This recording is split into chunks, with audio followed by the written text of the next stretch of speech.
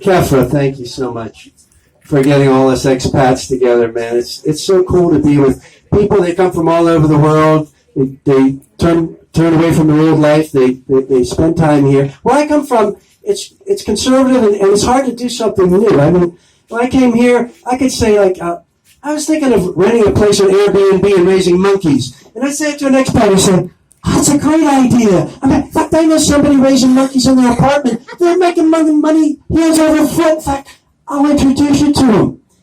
But anyway, I'm not here to talk about monkeys. I want to talk about dogs. Anybody here hate dogs? That's the usual. Yeah, I would expect like one. I didn't always hate dogs. I'm not like a grumpy old man, but I had, I started when I'm going to take this thing out. Go for it. Take it out. It started when I met a woman and she had 3 rescue dogs. I got kind of an issue with rescue dogs right away. I mean, we used to call them pound dogs, right? Because we're too cheap to go to the pet store and buy a dog. So we go to the pound where they're free. And they'll vaccinate it, they'll deworm it. If you like your dog's ballless, they'll cut the balls off for you. And what I do, if I were walking down the street and I see a house on fire, and I hear barking, and I go running into the burning house, I go up a burning flight of steps, I find a little dog, I put him under my arm, I run down the burning steps, I go through thick black smoke, choking smoke, I take the little dog, I give him doggy CPR, I wait for the veterinarian to come. What do I call my dog? Nobody use rescue. I have a real rescue dog. And I think, the 3 dogs she had, the first dog probably really was a rescue dog. Because she found it on a street. It was called Lafayette Street, so she named the dog Lafayette. And it was probably mauled by another dog. It was a little puppy. It was emaciated. And she took the dog in. She nursed it back to health. And she fed it and nurtured it. And eventually it grew into a big, strong, friggin' psychopathic killer. Whatever happened to that dog disturbed it for the rest of its life. It would attack people. It would attack other dogs. It would attack furniture. And the first experience I had with that dog was on a Saturday morning. We're coming home and we're going up the front steps. And the dogs could hear us coming. And they're making all this noise coming at the door, barking and barking. And one dog in particular, is the big dog, it sounds like, I swear, I think it was starting to howl. And it's pounding against the door. And we're walking up and she's opening the screen door. And I'm between the screen door and that door. And you know those movies whenever the hero and the heroine are running from a monster and they slam the door and the monster goes against the door and he's pounding the door and it's starting to splinter and the hinges are starting to come out and latch is coming off? That's how I felt between that. And, I'm usually pretty appropriate with women, but, I was frightened. She's reaching for that and I grab her and I grab her like this. And then I start going like this. She goes, what are you doing? And I said, I'm trying to get your scent on me. Because when you open that door, that dog's going to take a bite on my thigh, and if he smells you, he might not eat the rest of me.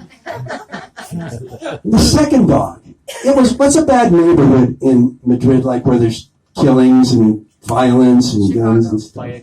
Chicago. Yeah, they're probably not here. You wouldn't want to get a dog from a neighborhood like that, right? Because it's going to be a mean dog, it's going to be somebody's guard dog, it's going to be an attack dog, it's going to be abused. This dog was actually a very mild-mannered dog. It was, she called it Seamus. It was a little black female dog. And it was actually a service dog. But it had an interesting service. And I found out about the service. She had her sister and brother-in-law over for a cookout. And we're sitting on some chairs.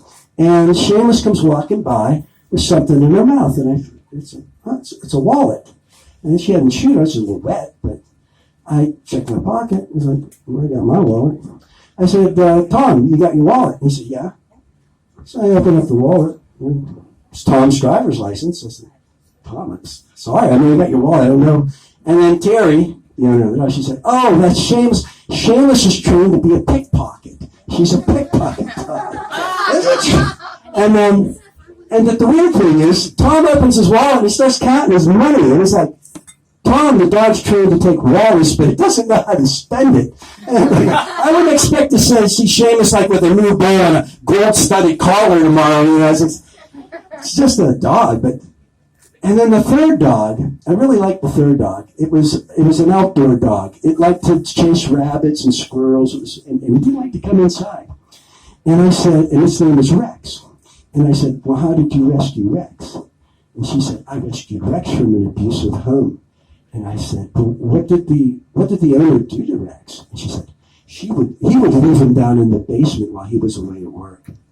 And I'm thinking, oh my, how cool. I mean, when we were kids, the basement was the best room in the house. We didn't have air conditioning. My mother would kick us out of the basement. The basement is like smelly and deep, and there's bugs, and a dog could lick the floor.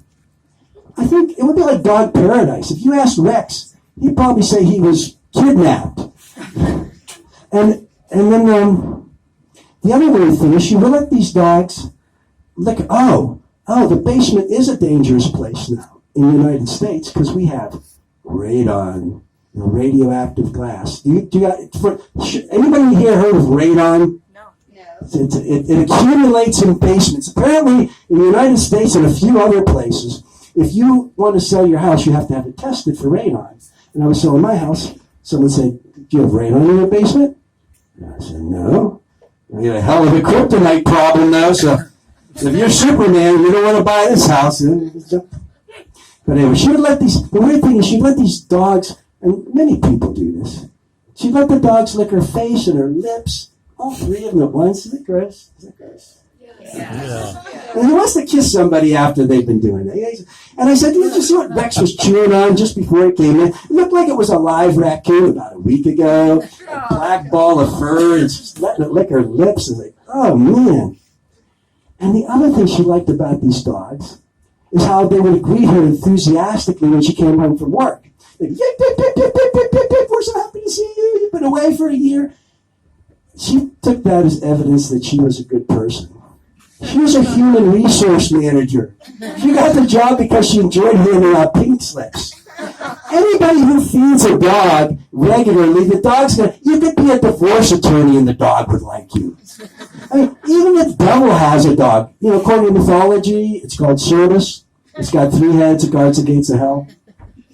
I bet you Cerberus greets the devil enthusiastically when he comes home from a hard day of tormenting the damned.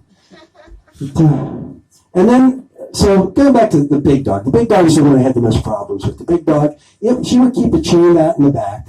And when it would see a mailman or a kid ride by on a bike, the dog would go charging and growling like a bull, charging like a bull and growling like a wolf. And then it would hit the end of that chain and his eyes would be bulging and his legs would be off the ground.